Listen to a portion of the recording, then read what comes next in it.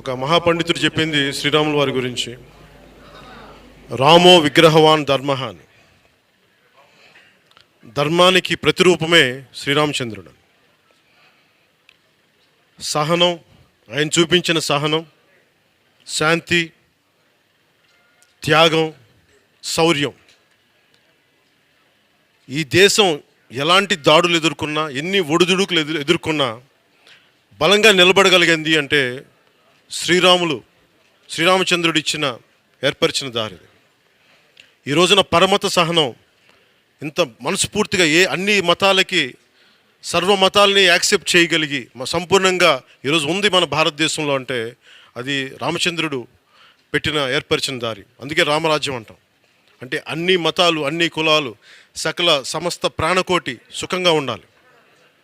అలాంటి ధర్మానికి ప్రతిరూపమైన శ్రీరామచంద్రుడి జన్మస్థలంలో అయోధ్యలో రామాలయం కడుతుంటే ప్రతి ఒక్క భారతీయుడు, పిల్లా పాపతో సహా ప్రతి ఒక్కళ్ళు దీని ముందుండి విరాళం ఇవ్వాలి అని మేము అనుకున్నప్పుడు నేను కూడా నా వంతు కృషిగా ఒక 30 లక్షల రూపాయలు నేను రామాలయ నిర్మాణానికి ఇస్తా ఉన్నాను.